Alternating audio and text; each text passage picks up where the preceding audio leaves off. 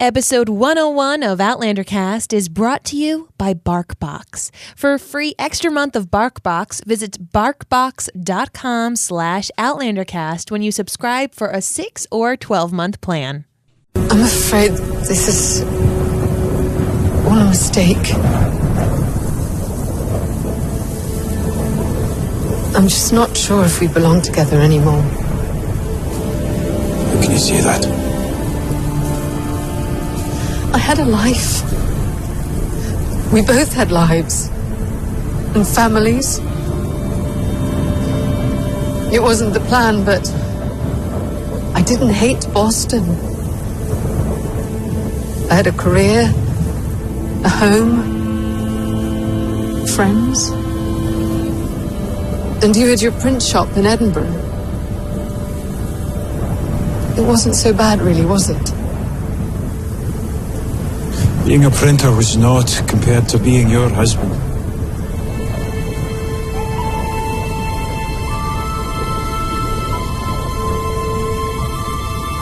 For 20 years, I was haunted by the memory of you.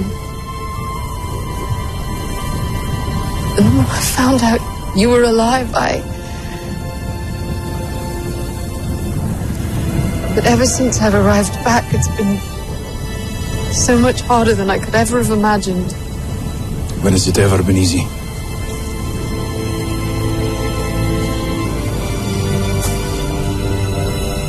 But I apologized for it.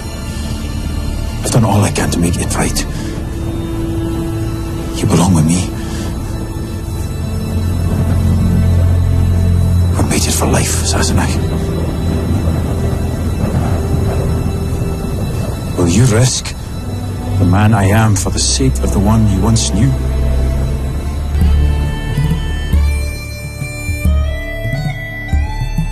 All the way from Cranston, Rhode Island, welcome to Outlander Cast. It's a podcast dedicated to the show Outlander on Starz. Sing me a song of a lass that is gone. Say, could that lass be I? Mary of soul, she sailed on a day over the sea to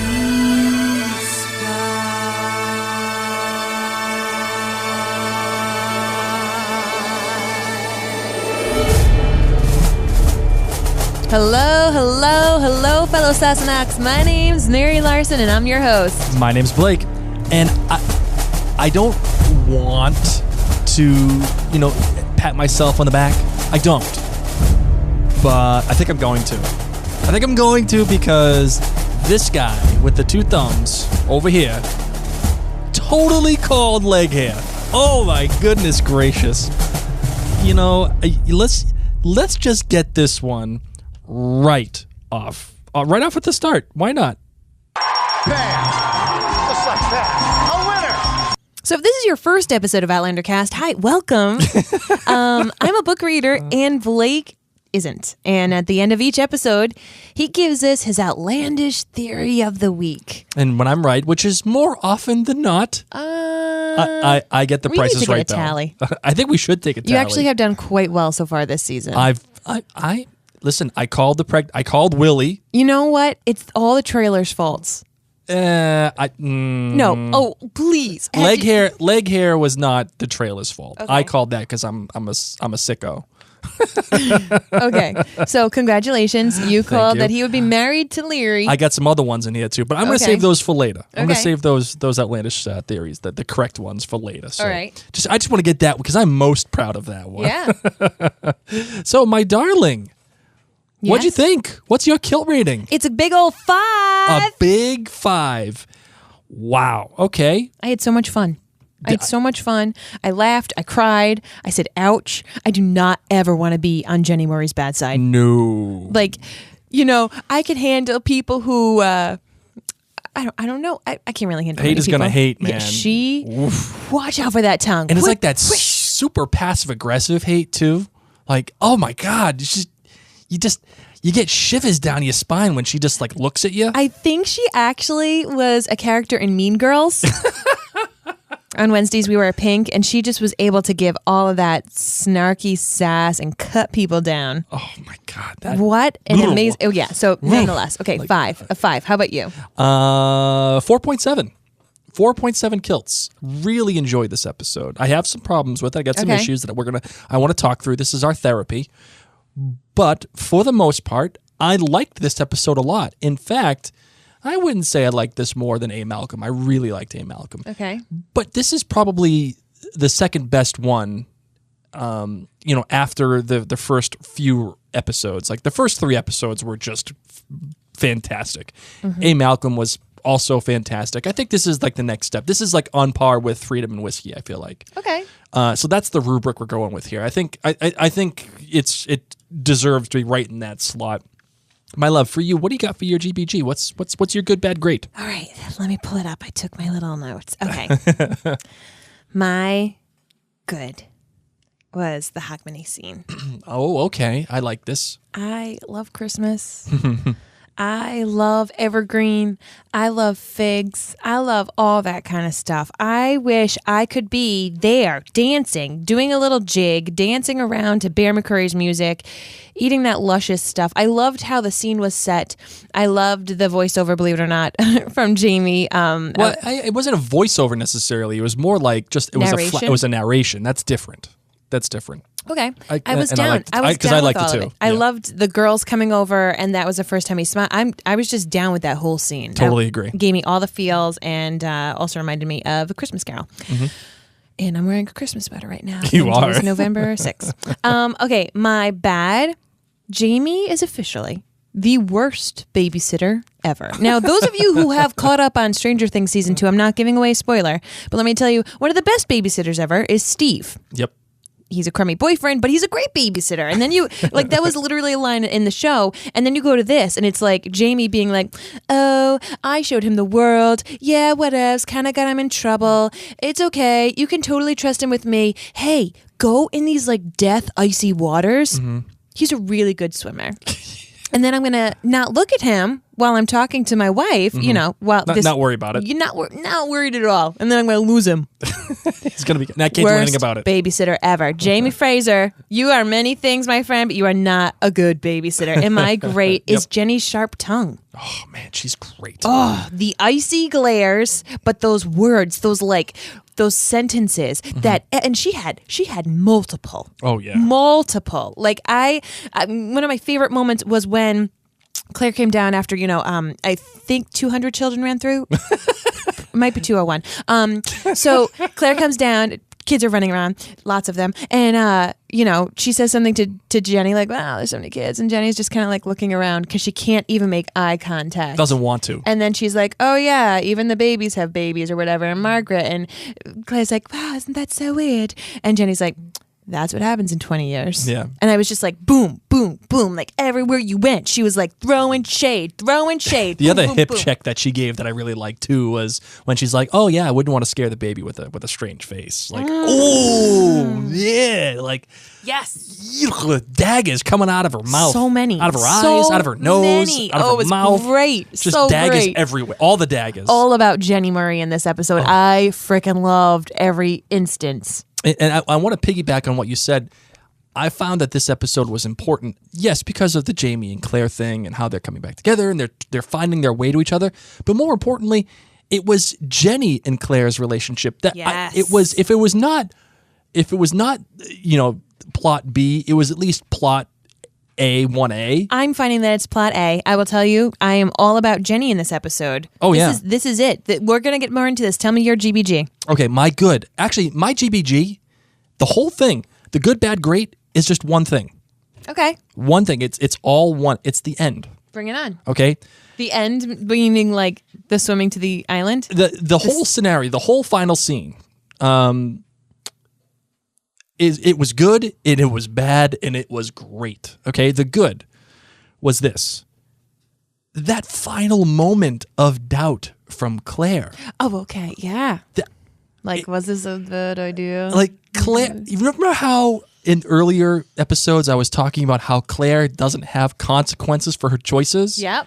She finally has a consequence. She's like, oh, maybe this wasn't a good idea. And she came to it herself, and she is given a choice. Do I stay or do I go? Yep. Should I stay or should I go now? Right? Yep. And clearly, Claire makes a choice.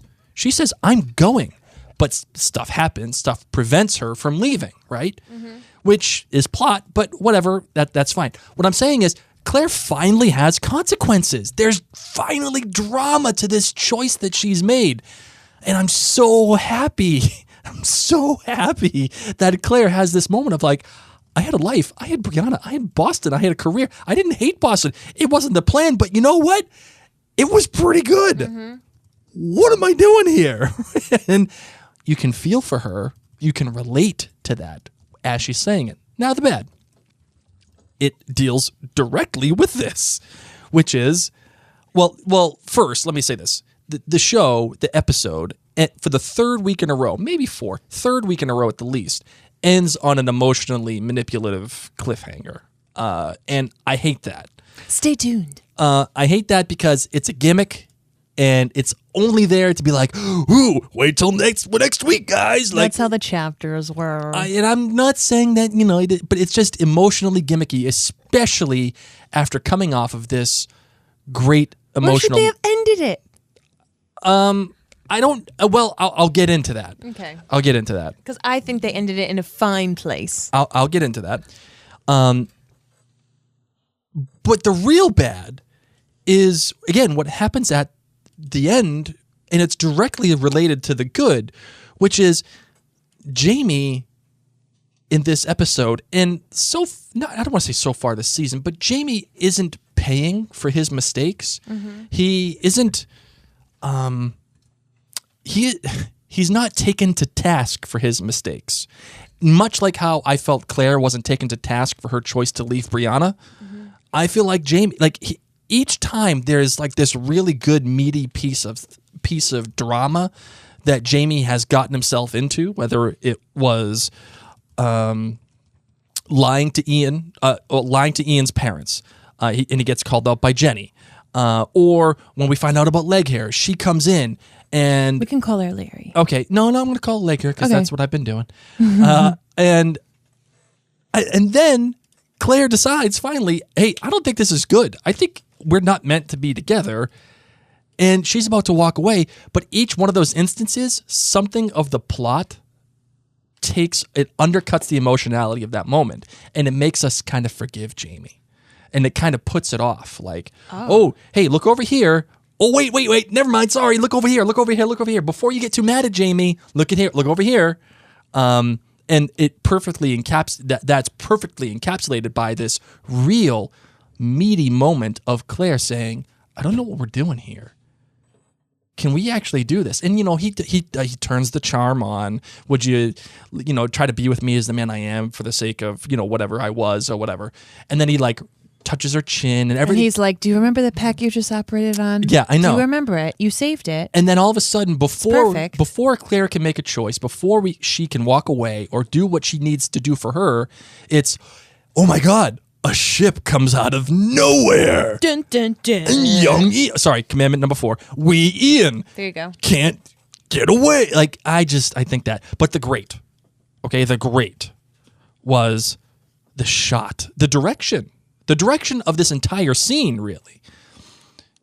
And what I mean by that is seeing Jamie and Claire up on the cliff. They are, on their high ground looking down at Ian. There's literally an ocean separates them. We know the depth. We know how far away it is.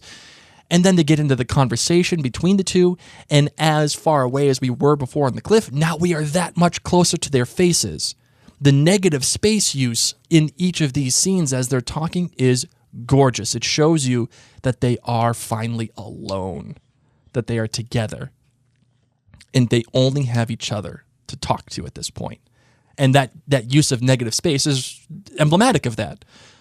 But the coup de grace is when Ian finally gets captured, and you see Claire and Jamie.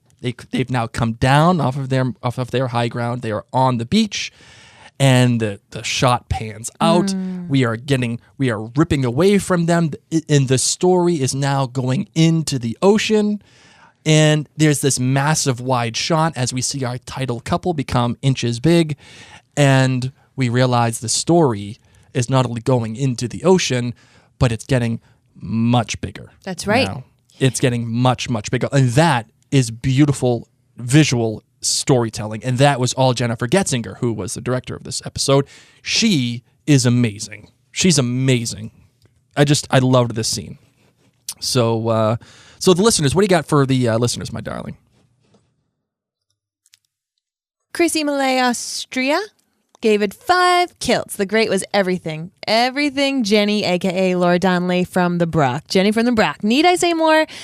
Leary Nell Hudson was very good. You can sympathize with her and hate her at the same time. Marcelly and Joan were adorable.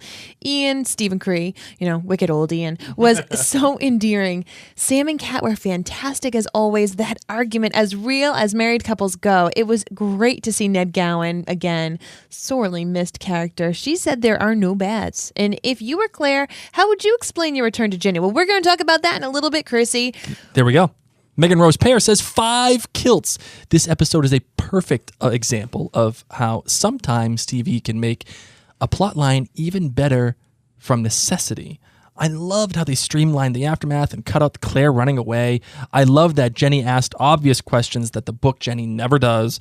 And I loved that Hogmanay flashback and the Seal Island one too. The Selkies. The girls were perfect. Yes. Loved the scene with young Janet and Ian. Yes. So cute. Thank you, by the way. Commandment number 4. Not young Janet. Not young Ian. She does. Never mind. Sorry, Megan. Come on. Can't say young Ian anymore. It's we Ian. She just said Ian. She just said young Janet. She said young Janet and Ian. Because that's little Janet. That's Janet Jr. Yeah, I know, but she's okay.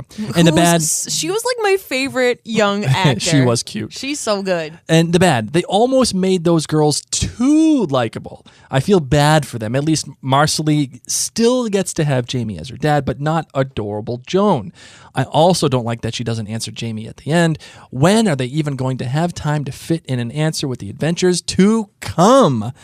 And my darling, what do you got for the last one? Sandy Campbell said, one thing that's been kind of bothering me about this episode, what exactly did Jamie lie about? Claire started to ask him about the other ties, one time in particular, but she never gave him an opportunity to answer. She actually cut him off and said they didn't need to discuss everything right away, and then asked if he ever fell in love with anyone else, to which he honestly responded that he had not loved anyone but her. Could he have told her sooner? Absolutely. But did he actually lie about it? I'm going to say no. He was afraid to tell her with obvious good reasons. And let's be honest, if it had been literally any other woman on the planet, I think it would have been less of a problem. But since it was Psycho Leary, well, all reason understandably goes out the window for Claire. So part of me doesn't actually fault him for not being able to tell her sooner. But never once did he lie about Claire being his only love. And isn't that the most important thing? Sandy, this is something I've battled with in this episode as well. I'm like, Claire, he didn't lie. He didn't lie. You didn't say, did you marry anybody else? All those kind of things. And you could tell that he was trying to bring it before. So tell me, Claire, what is the difference between this being a secret? It bothered me. That line bothered me. Yes, we get it. There's no lies. But he didn't love Leary. He didn't love anybody else. Now, does that mean that Claire shouldn't be freaking mad as a hornet? Heck no. I am so with Claire on this. You should have told me, but I wouldn't have necessarily said those words because I, too, don't think Jamie lied. I think he was keeping it a little secret and waiting for the right time because he was like, oh, remember that girl who tried to have you killed as a witch? Yeah. Well, here's the question, and an honest and fair question. Is withholding lying? The white lie thing? Is that what a white lie is? No, a white lie is when you twist the truth, right? Well, the white lie is inconsequential. It's I don't know. I don't know. A white lie is inconsequential, really.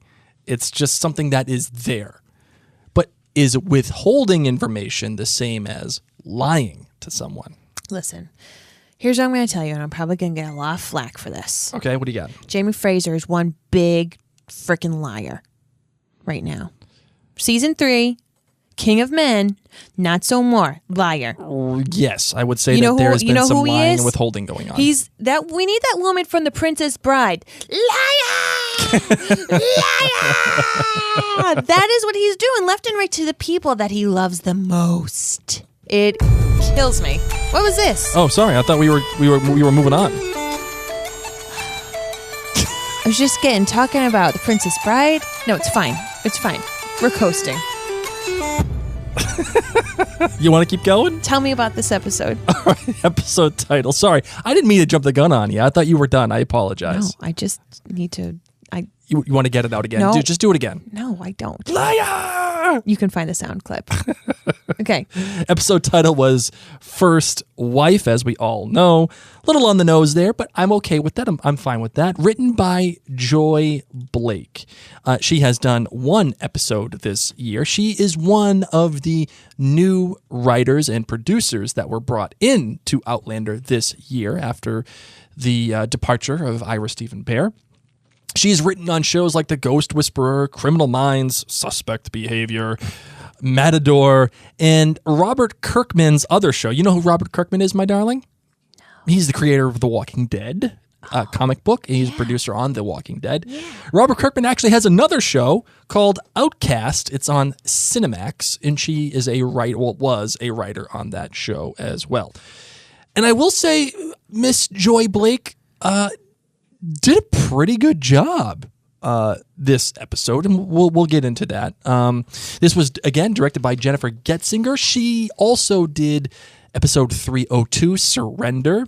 She has directed the likes of Mad Men, How to Get Away with Murder, Agent Carter, Manhattan, The Return, Masters of Sex, The Killing, Hung, many TV shows. And she's actually been nominated for a DGA Television Directors Guild Award for her work on Mad Men a couple of times. So she knows what she's doing. She's pretty excellent at her job. Sounds like it. And the director of photography, as always, is a friend of the show, Steve McNutt.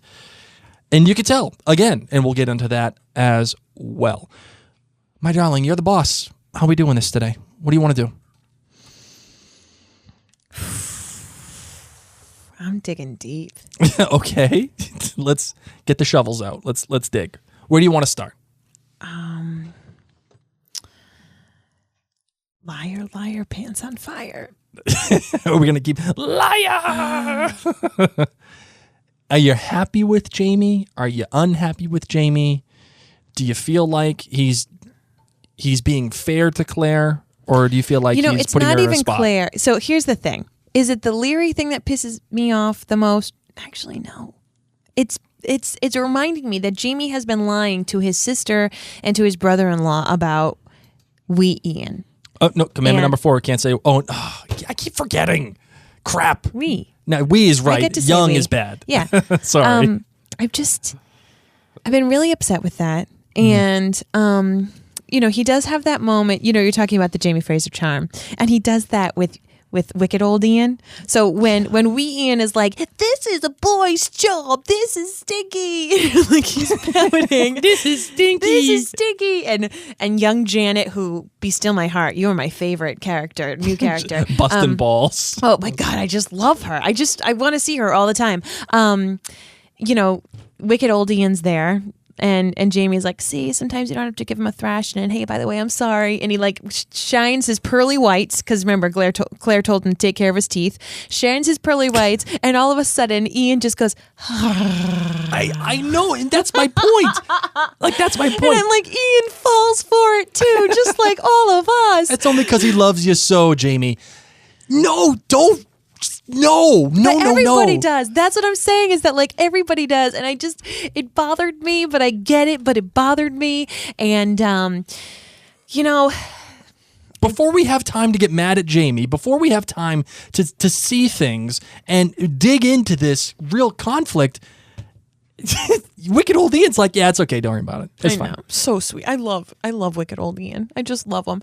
So I just needed to get that off my chest, that Jamie lying to his sister and his brother-in-law really has bothered me. Mm-hmm. It's bothered me a heck of a lot. And, this is a young man. You could... he didn't even tell them. I mean, he could have like white lied and said, I'm going to teach him the trade. I'm going to teach him the trade, guys. Mm-hmm. I don't know where. I know Ashley had written it in the live blog. Where is that boy really sleeping? Because Jamie says he sleeps at the print shop sometimes, but he's also sleeping at the brothel. So where is that little boy sleeping? Where is he sleep? He's banging waitresses left and right. Oh my God. No. Oh, just that one. No, Sorry, that didn't count. It counted. We already had this conversation. I don't think episode. It counted. I know you do. So I just need to get that off my chest. And when it comes to Claire, they've only been together for a couple of days and they've had a few fiascos, and he's just been trying to find the time and place to tell her. So that's something I can't appreciate, because I myself, as a spouse, I know when I have to talk to Blake about something very serious, I like to make sure that we're out in public so he can't get upset. I make sure there's food and drink. And I think that's what Jamie was waiting for. He was probably waiting for, like, to go take her out to a little inn somewhere and be like, so after she's been Sassenach wasted, so here's the thing. I fell in love with these two little bairns. Okay, they're not actually little; these little girls. I fell in love with them because he did. Oh, yeah, he did. Did he fall in love with them as much as he kind of felt bad for them, like because they didn't have a dad? I think he's now been their daddy for a while. I think he loves these girls. I don't think I feel bad for you. Like, you poor little thing, I'll scoop you up. No, I think he fell for these girls. He had just that pure child innocence. Or is it more like they represent everything that he wanted yet couldn't have? Yes. Yeah, okay, all right. Because there's a difference there. If they represent something that he doesn't have, as opposed to falling in love with them, I mean, there's a difference there. Do you know what I mean? No, I think he genuinely loves those girls. And I think that they gave him something that he hasn't been able to have. He hasn't been able to raise kids. These daughters love him. They call him daddy. You can sometimes get some stepchildren who don't love you, and they love him. Yes. So I think it's something that it reminded me a little bit of, how sometimes there's curmudgeon-y people, but a kid can make them smile, or an animal can make them smile. It's just like that childlike innocence of a pet or a child. So they really can make some people's shells crack. Sure. And I love that that's what happened for Jamie. But I don't think that he should have been such a liar, pants on fire. I agree with you, and I feel like the way that they explained his love of these girls, and even how he kind of talked himself into being with Leghair, it made sense to me. I mean, if you think about it, he was Cave Jamie for a while, and then This is 18 years later. Right, that's what I'm saying. He was Cave Jamie for a while, and then he went to prison, and then he was at Hellwater, had a son, lost the son, lost Claire way back when, doesn't have Brianna, has all of these things going on, and then he sees these girls, the girls who finally make him smile. He finally has something. I think he heard that song, You Can't Always Get What You Want, but if you try sometimes. You get what you need. Yeah. Thank you, Rolling Stones. And he was like, I think that's what was actually that the fiddler was playing. And he was like, oh, okay, Mary McNabb's gone. Where'd she go? Yeah. She would have been really nice. She would have been a great wife. Right. And did you notice, too, Jennifer Getzinger, another amazing job during this flashback scene, even though it was a slow motion, was a little bit, forced. But you know what? I'm okay with that. But if you notice, she kept the camera a lot on Jenny's eyes and how Jenny was reacting to Jamie as he's dancing and everything. Yes. And that is where the narration from Jamie comes in. Again, distinct difference. Narration versus voiceover. Voiceover is trying to tell you something that you can't see. Narration is someone telling a story. Yeah, he's telling Claire. To pictures. And you're just getting the benefit of seeing it at that moment. When you couple that with the narration and focusing it on Jenny and him saying, Jenny really tried to make this work for me and she really wanted me to make the match. And you can see how he could convince himself looking over to seeing Leghair, you know what? I don't know where Claire is. It's been 18 years, whatever it is. I need to move forward with my life. My sister thinks this is a good idea. I finally have some kind of joy in my life. Maybe this will work, right? I really appreciated this scene. I mean, you could talk about the first flashback all you want, and you can question, in my opinion, the first flashback with him, of Jamie, swimming to the island and going through the castle and realizing that Claire wasn't there. Did you really, really, truly need that flashback? I did. I don't know. I mean, it didn't really add anything to the plot. I think it's about the girls. No, not that one. The other one when he's swimming from. Oh, okay. Sorry, the first confused. one, right? Like the second one, the Hogmanay one, you totally need. You need to see it, and you need to see it because of how Sam Heughan acts it and how Laura Donnelly acts it, and even you need to see it through Jamie's eyes of. Like when they showed Leghair, it was kind of like this moment, like it was like serendipity almost. Like it was there was this warmth in the room, and there she is, and she looks over and she's smiling, and how it was blocked, how all of a sudden, people step out of the way, and it's like this big magical moment, and you can see how somebody would be like, wow, this magic moment. Would you have preferred this Selkies Island visit when it actually happened in the timeline of the show? So when Jamie escaped, remember when Jamie ran away, when all of his friends were there and they had a distraction? That's when Jamie went. Oh, 100%. And you want to know why I would prefer it that way? Not necessarily because I would get the reveal of the treasure at that moment.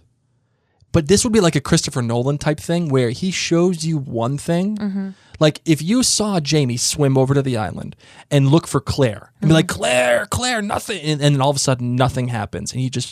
And he puts his head down, and then it goes to nothing. It goes to him, taking Lord John Grey. You know what I mean? You remember how he came back and he covered him.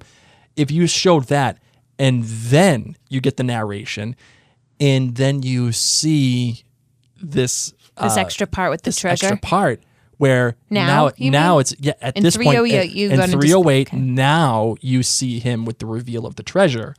That because it's building on what you have seen before. And that is actually what this episode has done in my eyes to a T. And why I say that Joy Blake, even though she's written some TV here that I wouldn't wholly be proud of, but she's built on things. And what I mean by that is this. She starts the episode off by Jamie saying, treat the kid as a man, give him the freedom while he still thinks it's yours to give. Jamie says that, and later on, Jenny repeats it when she's convinced to let wee Ian go, right? And then Claire says, anytime I saw a bird and I heard bird song, I thought it was you talking to me, which builds back on her looking out the window to see the bird in Boston in 1960, whatever it was. Now we have a clear meaning to what that was at that moment. It's her thinking about Jamie in the bird song. Then Jamie talks about birds getting killed and the adult bird getting killed. So you have to wait for its mate. Otherwise, it'll grieve itself to death over its lost mate. And then it comes back at the end of the episode when Jamie says, we're mates for life. Yes. Yes.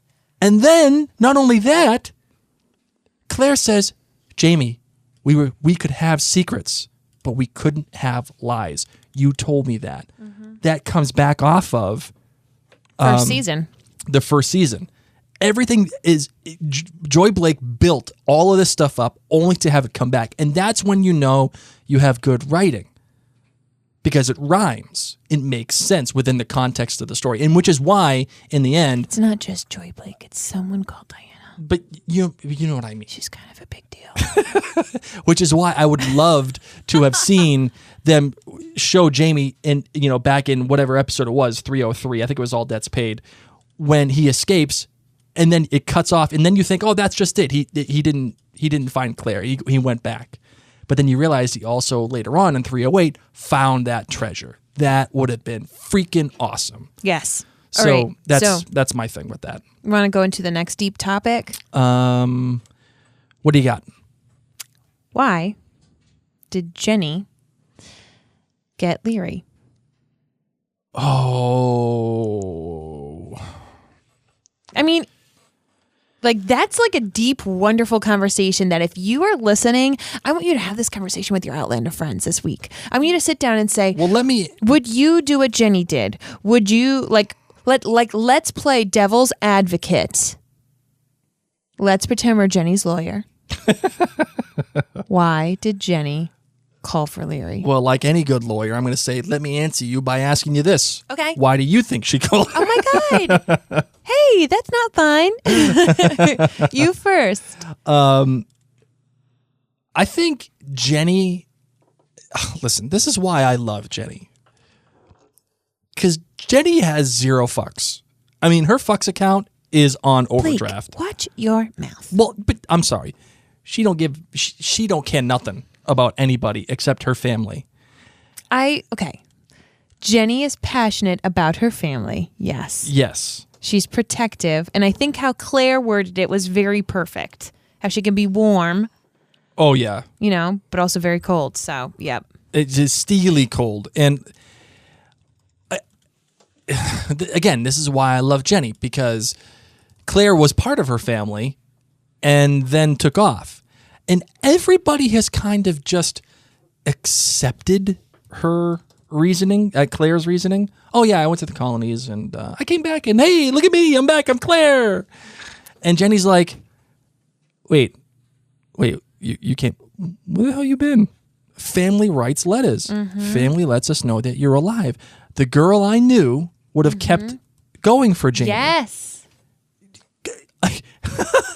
Yes. Jenny's the only one who's acting in any sane manner. Yes. And Claire and the other favorite line that I liked from her was, and I remember you noted this, was, oh, you think we were frozen in time just waiting? I wanted that to be the sound clip in know the beginning. you did. But I know you needed to pick this one, but that was like one of my favorites. Right. That was really good. Again, great writing. She, and because of this, I feel like Jenny was like, listen, I'm going to put some sanity back into this situation here. Sandy Candy? No, it was some sanity. Oh, I thought you said some Sandy, and I was like, why? Why do we need her back? Okay, continue.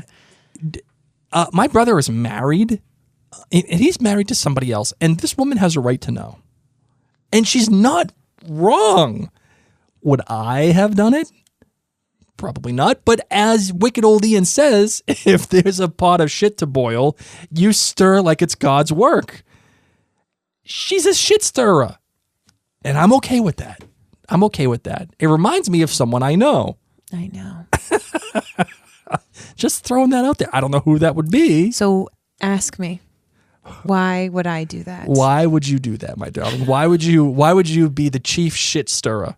Because Claire broke my heart. Ah, so you pay back. I am so mad at you for breaking my heart. Mm-hmm. I mourned you. I didn't even get to fully mourn you because my brother wouldn't even talk about you being dead. Mm-hmm. So I just had to make up a story in my mind. We waited for you. Mm-hmm.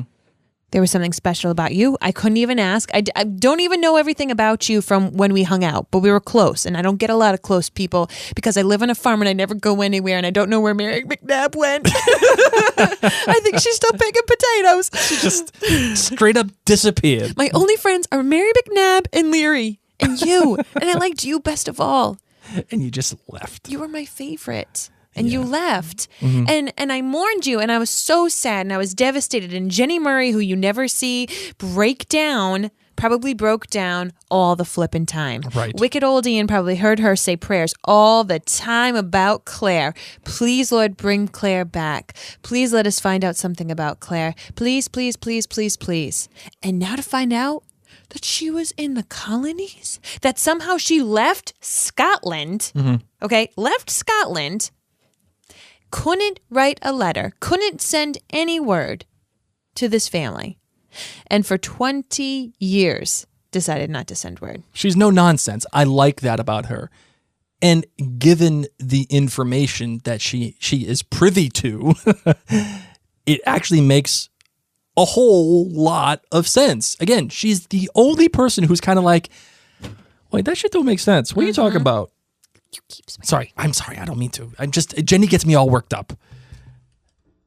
But we all know that there's more going on with Claire here than what Jenny knows, which begs the question, my love. If you're Claire, do you tell Jenny the truth? Yep. Okay, why do you tell her the truth? So this is something that like really, it didn't bother me when I read the books. Didn't bother me. What do you mean? That they wouldn't tell Jenny Okay. and Ian. It didn't bother me this way. And because I'm sitting there saying Jenny is brokenhearted. Jenny is being confronted with a ghost that's actually alive, and she thought it was a ghost. And this Jenny needs all the copays right now. She is not doing too well. Okay, she is all sorts of mad and protective. And even when she's upset, and Ian says that to her, you know, like, you're the only one freaking out. What's going on? Chill out. Everyone's okay. Everyone is okay. They're gonna figure it out, girlfriend. Claire loves Jenny. Claire loves very few people, okay? Claire, even though Claire's like, I left all these friends, Claire had like 2 friends, okay? She had Dr. Joe and I don't know who else, Roger, okay? Well, And she then had Brianna, obviously. But Bree was her daughter. That's true, yeah. okay. Okay, Claire, yes. Claire probably had a great circle of friends, but Claire didn't have a lot of people who were this close to her. And Jenny was one of those few people who Claire got very close to. And it breaks my heart in this episode watching it when Claire doesn't tell Jenny. I mean, because Claire is not a liar this season. Yes, she was in season 2. Whatever. They were trying to save Scotland. It is okay to lie then, Jamie. Do not try to make this seem the same thing. And Claire wants to tell her. Claire wants to tell her so badly. And Jamie's like, no, she won't get it. She won't get it. Which makes sense, though. I mean, I get that, too, because remember, I like that line was like, trying to tell her this is like trying to tell her that you're a mermaid. Like, she's never even left this. Yeah, but I want to say, like, so what? You went to France. What? Like, hoity-toity. Like, I loved how he was throwing around France. Like, Ian, you and I went to France. He totally needs to go to France. Like, do you think that makes you a world traveler? You understand time travel. You can handle all of this, James Fraser. Yeah. What makes you think that Jenny Murray, who literally has birthed 201 children in her lifetime, can't handle the fact that the woman who decided to say, hey, you need to grow potatoes out of nowhere, okay, is a time traveler? They believe in time travel in this country. Yeah. They believe in the fairies. Ian said we heard stories and we thought there were fairies and witches and all this kind of stuff. Tell her this, because you know what? You're in a country that believes this. So if she lives on a farm where they believe these things, like, it's not like, I don't know. That's a very valid point. I hadn't thought about that in terms of Jenny's willingness to believe in that kind of superstition. Because the way that Jamie explains it, to me, it feels natural. It feels like, hey, she's never even left this. Jamie's like, nobody gets it like I do, girl. And it's like, why? And I like how they kind of tried to address the Myrta thing when he's like, well, listen, we had to take that chance. Like, he had to know. And he was a man that walked around and he's been around this world, and like we took a chance and it worked out well. However, it's like Jamie gets to pick who gets to know, and he thinks that his sister can't handle the truth. I will say this, and it has nothing to do with the storyline as much as the show overall. The more that people know about Claire being from the future in the 1700s, the more ridiculous it kind of becomes, and the more that the people are in on it, and the easier it makes for Claire to navigate these murky waters. And I like the fact that they don't tell Jenny, because as much as I was sitting there watching it with you, my darling, and saying, look, gotta tell Jenny, gotta tell her. Making the choice to not tell her is the right choice for the story overall. Because now they have to figure out how to make things straight with everybody. Yes, they had to tell Myrta, but everybody else, nobody can know. And I like that because it's harder for them.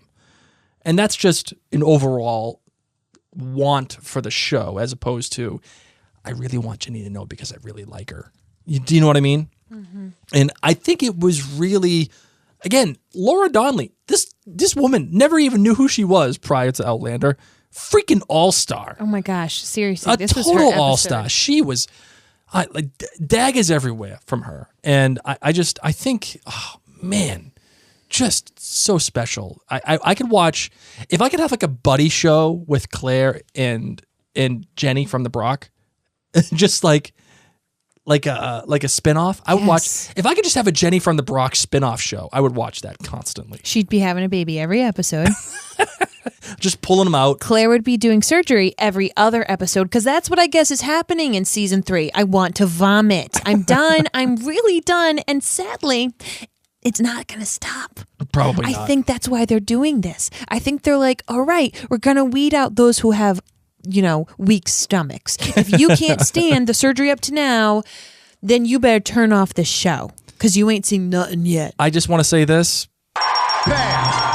Just like that. A winner! Because I called it. I called that Claire was going to have to operate on Jamie in some form or way and use all the tools to save his life that she brought back from the 60s. Just want to throw that out there. Just very proud of that one. Well, we're going to take a quick break to talk about today's sponsor.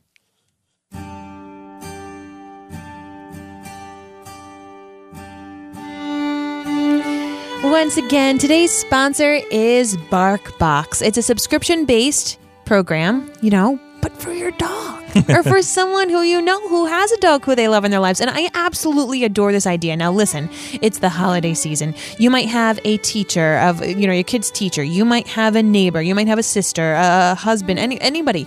Oh my God. You know how you hate buying a gift for yourself or your significant other at the holiday season? Mm-hmm. But your pets are part of your family. Those of you who know us, who are in the clan, we just lost a furry friend of ours, and our furry friends are our family, and you can indulge them in something very special any time of the year with BarkBox. That's right, and BarkBox is great because it's their own products. They're made by BarkBox. They're personally tailored to the size of your dog, whether it's the organic treats or the cool toys that they make for your dog.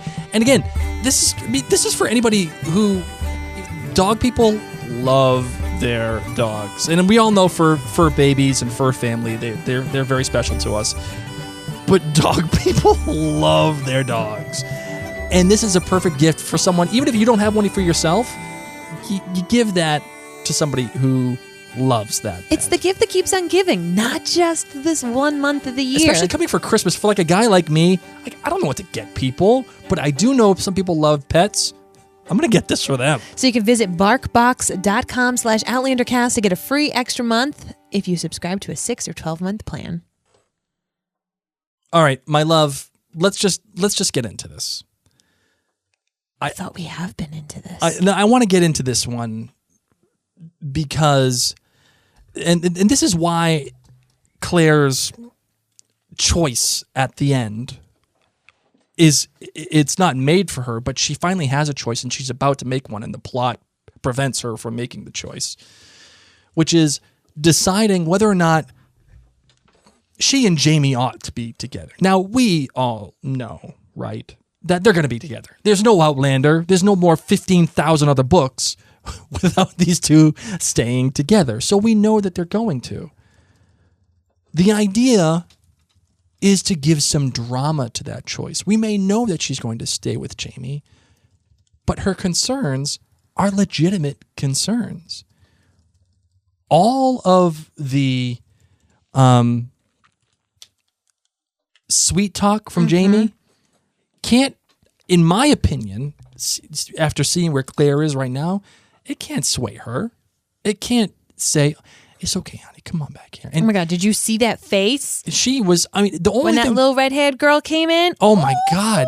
What? And I was like, how many kids does this guy have? And luckily, they're not his kids. I appreciate that. Not 201. But at the end, she does have this choice, and she does say, maybe we shouldn't be together. It's real drama. And this is the beautiful thing that I think Outlander does.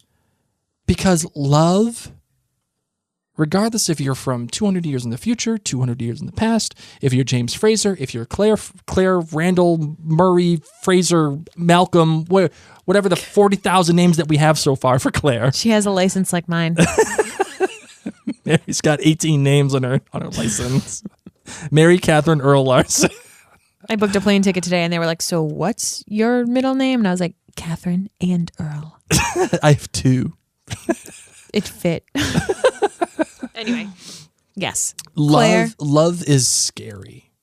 And it's scary because you, as the person who are in a relationship, you have to give yourself to another person entirely, especially as it relates to the love that Claire and Jamie share. And it's okay to be insecure about that. It's okay to say, wait, you married Leghair? Wait, and he's talking about being with Frank and I could kill you for it. And those are all real emotions. Yes. It's a little melodramatic, but you can't tell. When Mary, the love of my life, sitting across from me right now, I'm looking at her twirl her hair and it's so cute. Thanks. In her Christmas red, merry and bright sweatshirt that's ugly as sin. It's red with green glitter. It's ugly as sin, but I'm looking at her and I cannot stand when she talks about an ex-boyfriend. Can't stand it. Hate it. Don't want anything to do with it. Which one? Any of them. Any of them. Now, I'm married to Mary. I've been married to my wife now for 7 years. I've been dating her. I've been with her for 10. I have 2 children with her. I'm pretty confident that she's my wife and she's going to remain my wife. But just the idea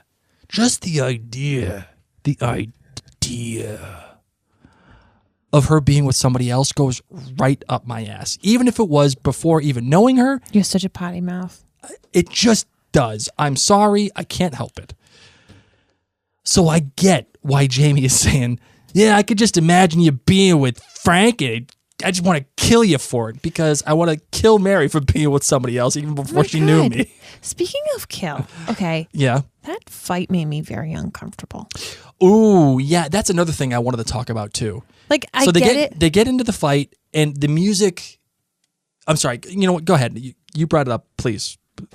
No, it just made me uncomfortable. I mean, a lot of people are like, yay, it's back to Jamie and Claire. But I'm like, oh, man, come on. It's been 20 years. Can you stop physically fighting? Can you stop grabbing her like that? That's going to leave a bruise. That's a hard grab. I don't know if she bruises as easily as I do. That would leave a bruise on me. And then he grabs her and he rigs her around. Then she slaps him. Yes. Is this the Jamie and Claire that we have seen before? Yes. And has it made me uncomfortable then too? Yes. You know, that's just not my cup of tea. But on the flip side, maybe they're into that. Okay. Some people are into that. Maybe they're into a little bit of slapping and spanking and whips. Or I don't really know. But it made me a little uncomfortable. I was like, I will not be surprised if Katrina didn't have a little arm bruise. I will say that when I first watched it, I was a little uncomfortable. But then the second time I watched it, I was like super uncomfortable. And I started thinking about it in the terms that I brought to you in terms of my bad. Jamie and Claire have this argument, and it's a big argument. It's probably the biggest argument that they've ever been in. And he's blaming her for going through the stones, and she discovers that he has another wife and these kids. And he tries to explain it, and he can't. And then he's like, I'm lying because I am a coward, and all great stuff. But then he forcibly kisses her. Like, and it's like supposed, and like the music turns up and it's light and it's a light mood and it's played off like it's cute.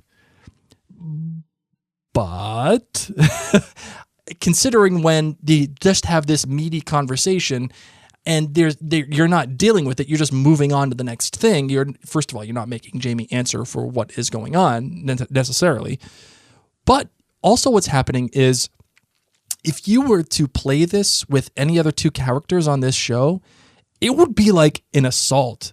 I mean, Jamie is whipping pots or vases around and breaking stuff and saying, you're not going to go anywhere. And he's grabbing her by the arm and throwing her on the bed and then kicking her off and she's slapping him. And it's played off like this big joke. But he's like, I love you and I love nobody else. And they're kissing and they're fighting. She's saying, stop. It was uncomfortable. Well, it was like back in season 1 when he had to spank her and take, and it was like funny music. But it wasn't funny. No. And it wasn't I hated that scene. I wanted Claire in this show, in this episode, to knee him in the crotch. When he held her so close while he was grabbing her, I was like, girl, you know what to do. It's right there. Right. But then she did something else with it. Yeah. At least she tried until Jenny showed up. Oh my God. And literally poured water on the situation. That Doused was out amazing. The fire. We have laughed every time we've seen that. I know. I loved that scene. Once again, tally another one for Jenny because she wins this episode hands down. Oh, just great stuff. Great stuff. But I was uncomfortable in this scene. It would be considered assault, in my opinion, if another two characters were in this situation. Correct. Listen, I also want to bring up this too. Leghair. Now, am I happy that I got the outlandish theory of the week right? Of course I am.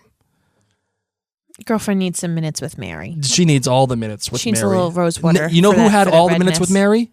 Ned Gowan. Ned Gowan.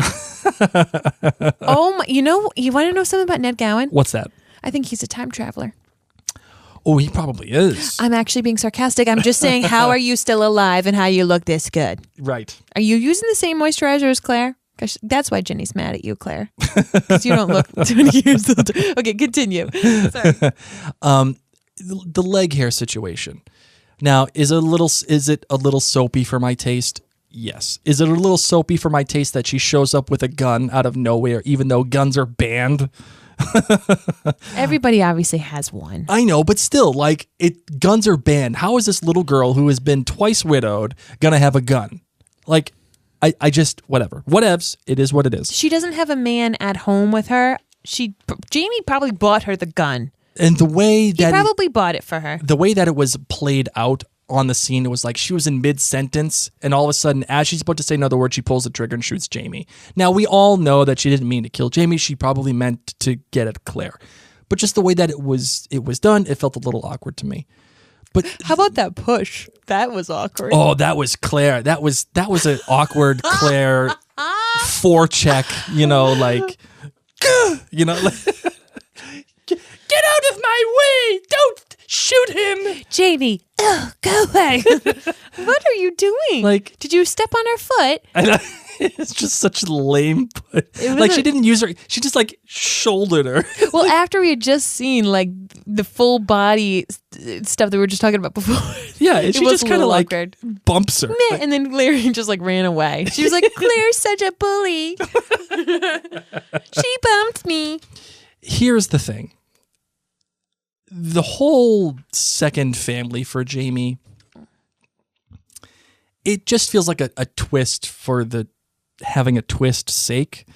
I do understand the fact that Jamie tried to move on with his life, and I do appreciate that. And then when they finally get into some meaty, again, I use this term meaty, but I've been saying it a lot this episode. They get into some meaty stuff where Leghair, she has apparently been somewhat abused by another husband, and she's scared of Jamie with that. And that is a real thing. That's a real thing that they could get into. And it's for a character that has not been quite developed for this show in terms of Leghair. And she's kind of reduced to a plot device. And even the marriage itself is reduced to a plot device to get the story going forward. Meaning, I got to get a divorce. Well, she wants 20 pounds and she wants 10 pounds a year. Oh, well, guess what? I know I have this treasure. I'll go get it. Shucks, I can't get it because I was just shot. Hey, wee Ian, go get the treasure. And then wee Ian gets captured. And so we have the rest of the season because they're going to try to rescue wee Ian. It just felt like it's just a plot device, and I feel bad for Leghair. And I'm only I think the point of her being a plot device is only reiterated when Ned Gowan says, well, hell hath no fury like a woman's scorn. That's such a cliche. don't do that. Give me something else other than that. Like I don't know. I'm not sure. I wasn't a big fan. Well, you know what I'm a big fan of? What's that? Your outlandish theory of the week.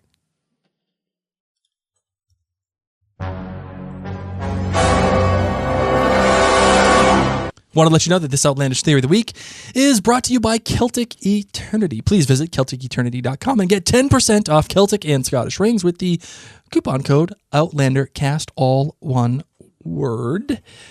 Please go get yourself a ring from Mike, the owner. He is amazing. He'll take care of you. My love, are you ready for this Outlandish Theory of the Week? I am.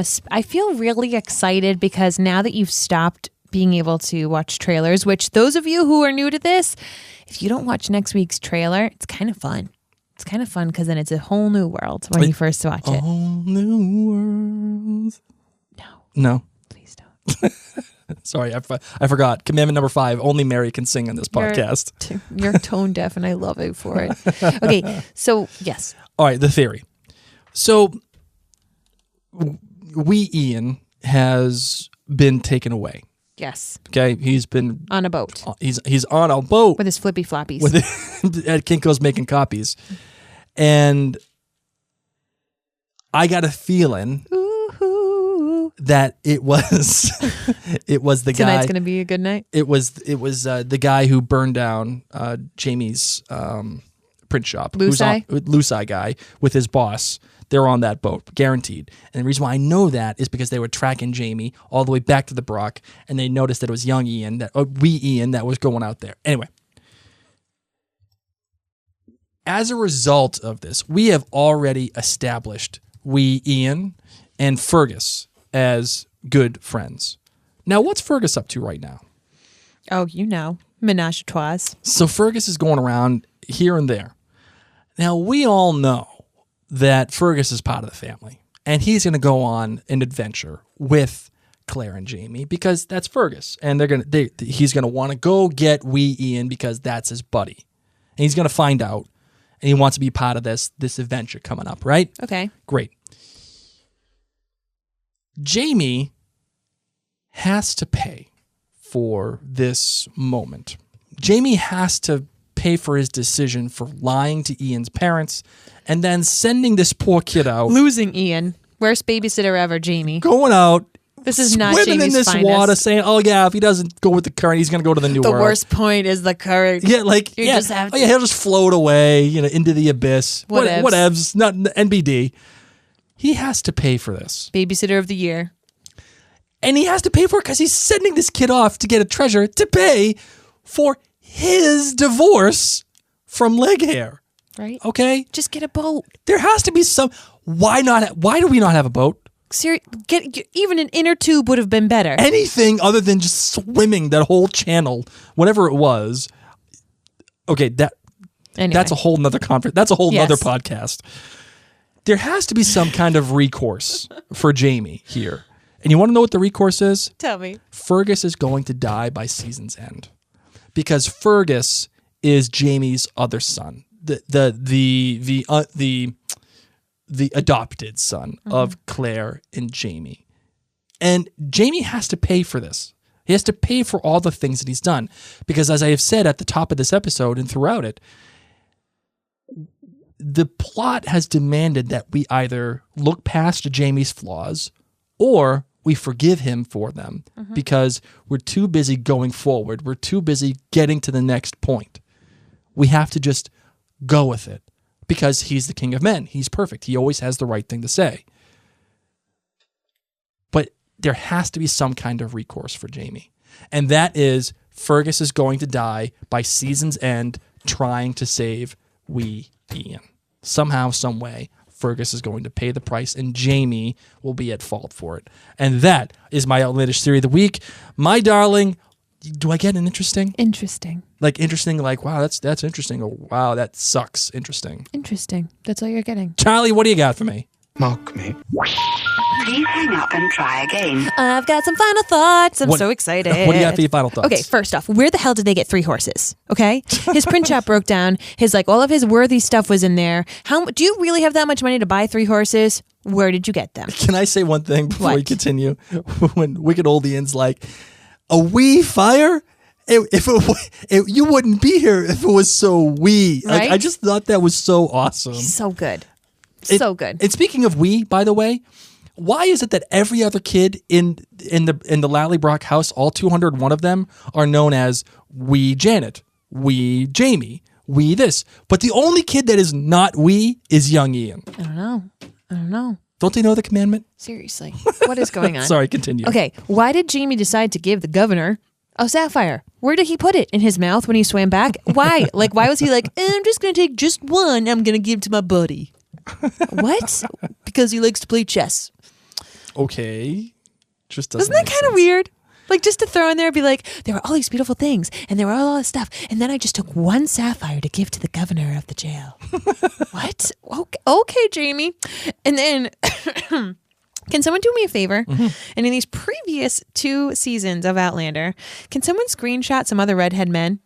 I don't really see them.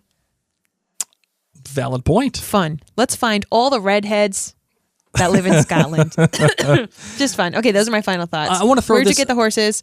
What did you do with that sapphire? Where did you put it? And where are these other redhead men? I'm going to leave this one here for you. Consider this a sub outlandish theory. Oh, is yours serious? Because mine weren't. No. I'm I'm going to leave this one out here. Do with it what you will. If you don't like it, send it right back. Okay. All right. We all know that they have kind of retconned in this whole thing of gemstones being needed to travel through the stones. Correct. Jamie finds a big thing of stones in this treasure. I'm just going to throw that out there. I'm going to let it sit and I'm going to let it go to the ether and say it's in take development. Okay, this is in take development. I reserve the right to come back around when it best suits my argument. Okay. But just a giant chest full of stones, it may come back to play. Yeah. Just throwing that out there. Yeah. Cool. I like that. My other final thought is, okay, we have gotten through Claire and Frank. We've now gotten through the reunion and what that portends for our title couple of James and Claire Fraser. Now I need to see where we're going from here. And now I need a clear villain. I need someone who is going to test our couple because we've already had our couple test each other. I need someone now to bring out the worst in our title couple. I need someone to affect them in ways that we, the viewers, don't expect, and ways that make their strengths, Jamie and Claire, weaknesses. Just like how Blackjack Randall did for Jamie and Claire. Now, I'm not saying I need another BJR. I need someone who does somewhat that has the same effect on them. And I'm hoping we get to meet this person. And I'm hoping we don't get another Comte. I'm hoping we don't get another Duke of Sandringham. I'm hoping that we get somebody that is worthy of Jamie and Claire as an antagonist, not just a villain. Okay. And I need to see that soon because it has to propel the story forward. That's just my opinion. All right, my darling, are you ready to close out this excellent Emmy Award-winning Caldecott nominated show? Yes. Okay, let's do it.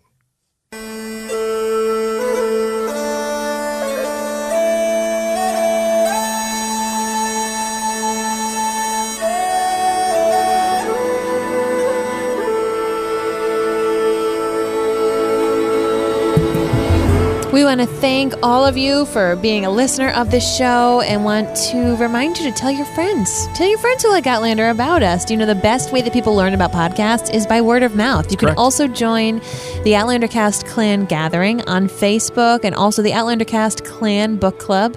I want to personally invite those of you who live in the Maryland area to a little meetup on this Saturday, November 11th. It's Veterans Day. So happy Veterans Day for those of you who are vets. Hi-yo. Those of you who are serving. Thank you. Thank you for your service. We're going to be doing a meetup at the Outlander Artifacts exhibit, and we're also going to have a little get together afterwards to nosh together. But we do want you to RSVP, so you can find that at the Outlander Cast podcast and blog Facebook page. We've got the official invite there. And go to the newly redesigned OutlanderCast.com to check out our minute-by-minute recaps of the previous episodes by our stellar editor-in-chief, Ashley Crawley. She is amazing, and literally her recaps make me laugh out loud. I totally agree. Every single time. She's phenomenal. If you're not a patron yet of Outlander Cast, I'm going to ask super nicely that you join, because Blake is going to be doing some reading while I'm in Maryland, and he's going to be reading Outlander, and he's going to be doing some Blake's book club chapters. And if you want to hear his take on the first book of the Outlander series, the only way you can do that is if you become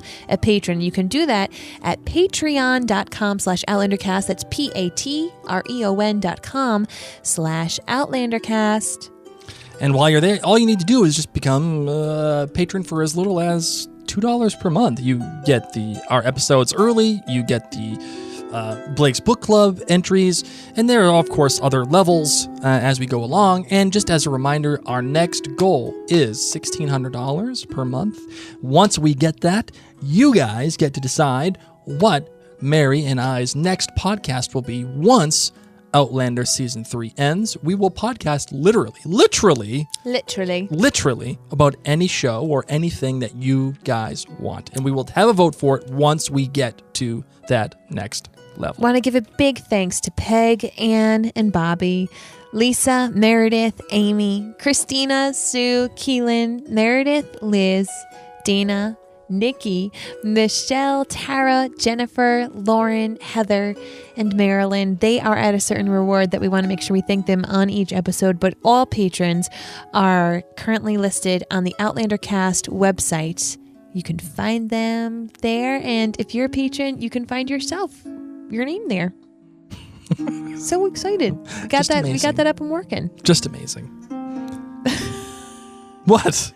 Just amazing. Just amazing. Sorry, I'm still reeling. I'm still reeling over this episode and how much I actually enjoyed it, despite the fact that we had a new writer. Yeah, I was worried. These new writers got me a little worried. I'm not gonna lie. Especially with the last one. We'll see. I thought it was great. So thank you guys so much for tuning into Outlander Cast. Until next time, I'm Mary Larson. My name's Blake, and you've been listening to Outlander Cast.